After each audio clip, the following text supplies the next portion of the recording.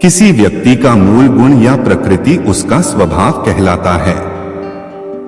यह व्यक्ति में हमेशा एक जैसा रहने वाला मुख्य गुण है। स्वभाव किसी व्यक्ति का वह मानसिक अवस्था है जो उसमें जन्मजात होता है। स्वभाव से तात्पर्य है निजी भाव, जैसा कि कोई व्यक्ति भीतर से होता है। जैसा हम सोच रहे होते हैं वैसा ही हमारा स्वभाव होता है।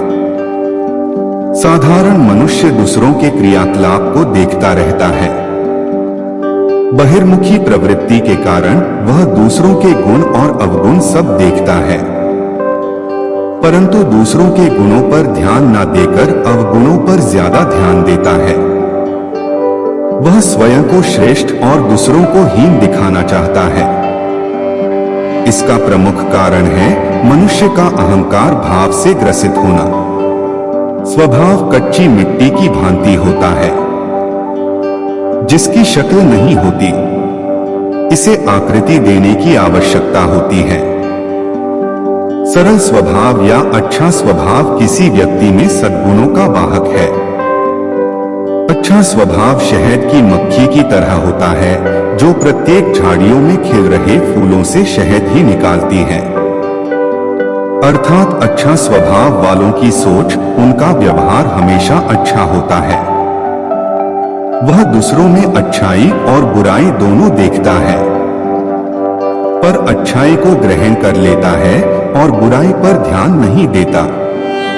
जिस प्रकार हंस मिले हुए दूध और पानी में से दूध पी जाता है और पानी को छोड़ देता है, ठीक उसी प्रकार से उत्तम स्वभाव के धनी व्यक्ति श्रेष्ठ गुणों को ग्रहण कर लेता है और दुर्गुणों से स्वयं को अलग कर लेता है।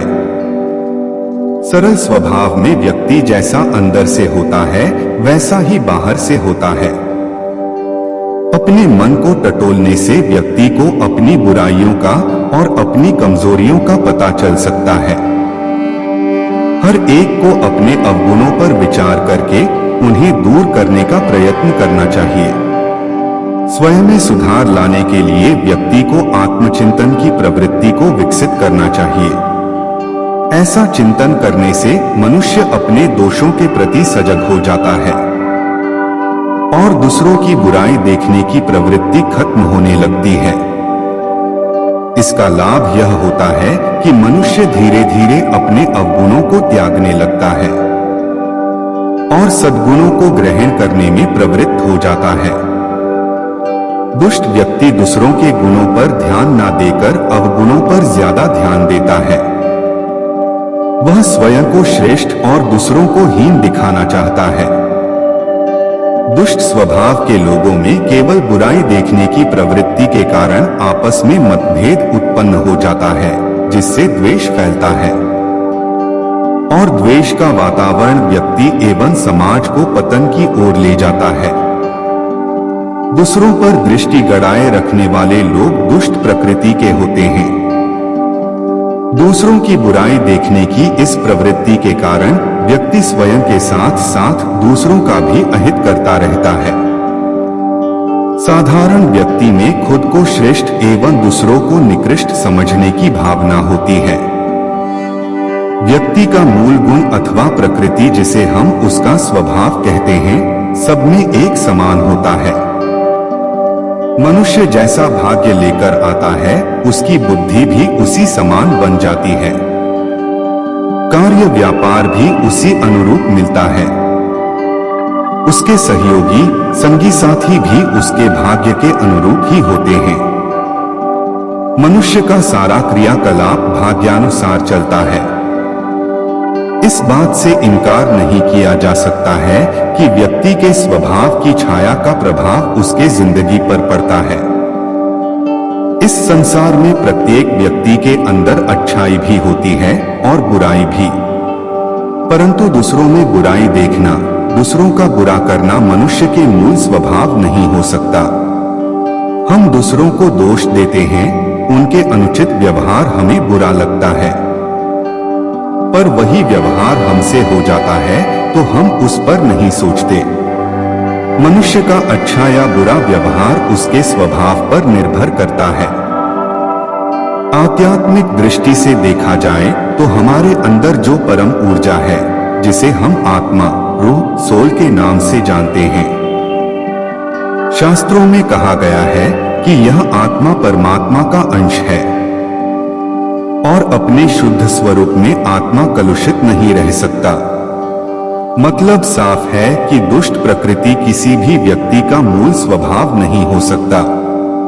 शास्त्रों में यह भी उल्लेख किया गया है कि जन्म जन्मांतरों में किए गए कर्मों की निरंतरता का परिणाम होता है स्वभाव, अर्थात अपने संस्कारों के प्रभाव से व्यक्ति में दुष्ट प्रवृत्ति का प्रादुर्भाव हो जाता है। फिर अज्ञानतावश वह उसे दोहराता चला जाता है। दूसरों की बुराई करना और देखना किसी व्यक्ति का मूल स्वभाव में नहीं है। मनुष्य के संस्कार 3 तरह के होते हैं और उसके संस्कार से ही उसका स्वभाव निर्मित होता है। 2 तरह के संस्कार उसके जन्म के साथ चले आते हैं। एक जो दैविक होता है, जो जन्म जन्मांतर में किए गए कर्मों का फल है। इसे ही हम प्रारब्ध, किस्मत, तकदीर, लक या भाग्य के नाम से जानते हैं। दूसरा दैहिक होता है, जो अनुवांशिक होता है। अपने माता पिता, पूर्वजों के शारीरिक लक्षण कुछ ना कुछ अपने आप चले आते हैं। तीसरा भौतिक होता है, जिसे परिवार, समाज, शिक्षा एवं संगति से प्राप्त होता है। कोई व्यक्ति शिक्षा और उत्तम संगत के द्वारा अपने जन्मजात आदतों में परिवर्तन कर सकता है। व्यक्ति अच्छा और बुरा स्वभाव, सकारात्मक और नकारात्मक गुणों के साथ ही इस धरा पर जन्म लेता है।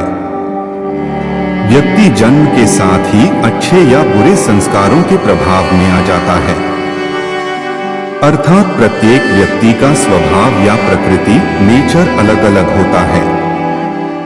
इस दुनिया में केवल एक ही व्यक्ति है जो आपकी उन्नति रोक सकता है और वह आप खुद हैं। आप ही वो व्यक्ति हैं जो स्वयं की जिंदगी में बदलाव ला सकते हैं।